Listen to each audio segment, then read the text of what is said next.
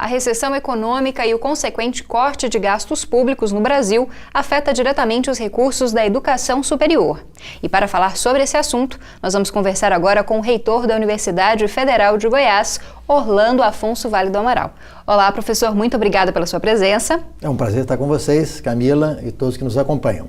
Bom, professor, queria que o senhor explicasse para o nosso telespectador como é que esse teto de gastos exigido pelo governo federal atinge a educação superior. Atinge de forma muito drástica. Na verdade, o que prevê a proposta de emenda constitucional aprovada é que os gastos da União serão definidos com base no orçamento do ano anterior, corrigidos pelo IPCA, pela inflação do período. Isso significa dizer congelamento dos preços nos níveis do ano anterior. Isso para a educação, para a saúde, sobretudo, mas no caso da educação que nos interessa mais de perto, isso é muito duro, é uma regra muito dura, porque nós estamos ainda num processo de expansão, uma expansão que foi muito intensa nos anos anteriores, de 2008 a 2013, 2014, mas ainda tem reflexos muito importantes no processo de consolidação da universidade, da infraestrutura, e um congelamento do orçamento da universidade por um período de 20 anos, como está previsto, é uma regra muitíssimo dura e difícil para a educação superior em particular. Bom, professor, isso deve impactar nos programas de cotas e de permanência e na inclusão de mais alunos? Afeta todas as atividades da universidade, indistintamente. Algumas mais do que outras. O impacto não necessariamente é o mesmo, não é linear. Por exemplo, em relação às políticas de permanência da assistência estudantil, o corte que foi definido pelo governo é menor do que o corte que foi definido para o orçamento da universidade como um todo para manutenção. No caso do programa Penais da assistência estudantil, o corte foi da ordem de 3,15%, e no orçamento para manutenção, o custeio e o capital da universidade, o corte foi da ordem de 6,7% no orçamento desse ano.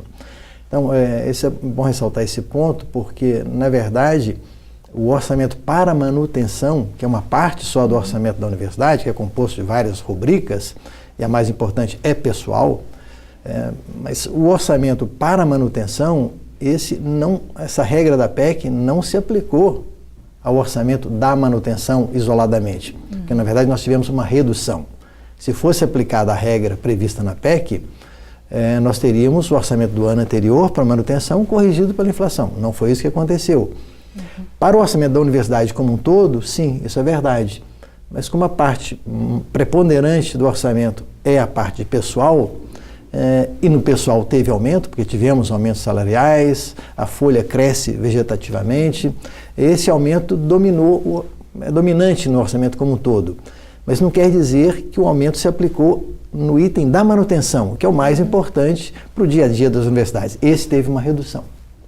Bom, professor, apesar desses cortes, apesar dessa conjuntura atual, a universidade tem conseguido inaugurar obras e também tocar obras dentro da universidade. O senhor poderia destacar para a gente quais foram as obras inauguradas e também o que está por vir na Universidade Federal de Goiás? Com muito prazer, porque a gente sempre fala das dificuldades orçamentárias, isso às vezes deixa de lado uma parte que é muito significativa da universidade, que ela continua funcionando muito bem.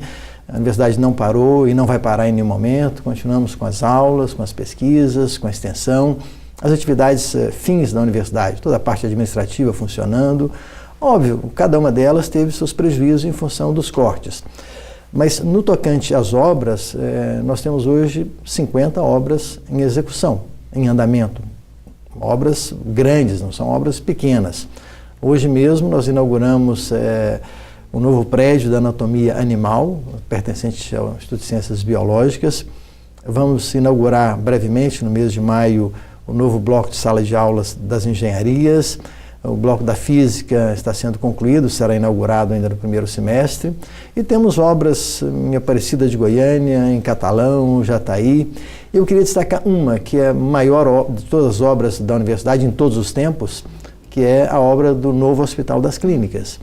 Está sendo construído na Praça Universitária, ao lado do hospital.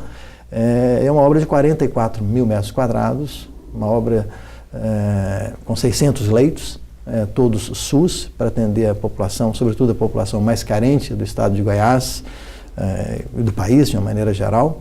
E é uma obra que está sendo executada basicamente com recursos de emendas parlamentares. Isto é, a universidade vive um momento difícil, mas ninguém se acomodou, nem o reitor, nem os pró-reitores. Nós fomos atrás de apoios, recursos, né? E nesse caso em particular, os parlamentares, a bancada, foi muito sensível a essa demanda da universidade e tem nos apoiado há vários anos com a alocação de recursos por meio de emendas de bancada que estão permitindo a construção dessa obra, que vai ser uma obra de referência na saúde no Centro-Oeste, será o maior hospital do Centro-Oeste e o maior hospital de uma universidade federal, hospital universitário, né, de uma universidade federal no país. Então, assim, nós temos muitas coisas em andamento, muitas coisas sendo concluídas, não temos nenhuma obra paralisada, felizmente. E a gente espera que a gente possa continuar a execução dessas obras, porque elas são muito importantes para a universidade como um todo, para o ensino, para a pesquisa, para as atividades fins da universidade.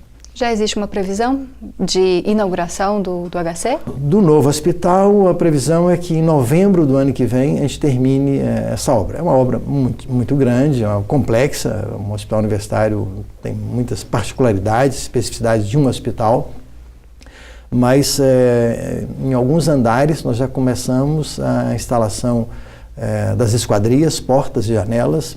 Se vocês passarem por lá vão ver que estão sendo instaladas, piso, ar-condicionado já está, toda a tubulação, os dutos de ar-condicionado estão instalados, a parte elétrica.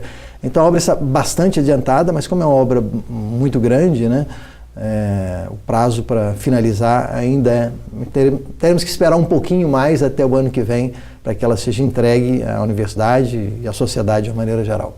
Bom, reitor, para finalizar, no finalzinho de tempo que a gente tem, em relação ainda, infelizmente, ao corte, a essas mudanças, o Plano Nacional de Educação prevê que 33% dos jovens estejam nas universidades nos próximos anos. Atualmente nós temos 17% desses jovens dentro das universidades. Esses cortes, eles podem afetar o cumprimento dessa meta? Com certeza. Eu acho que essa meta que você mencionou, que é uma meta muito importante, que tem tudo a ver com o trabalho da universidade, é uma meta que está comprometida. As outras metas do PNE, do Plano Nacional de Educação, também estarão possivelmente comprometidas se não houver um aporte direcionado para o atingimento dessas metas. De fato, hoje nós temos um percentual que ainda é muito baixo de jovens nessa faixa etária de 18 a 24 anos nas universidades, sejam elas públicas ou privadas, e esse número teria que dobrar até 2024. Com o atual regime fiscal, com teto de gastos, será praticamente impossível nós alcançarmos essa meta.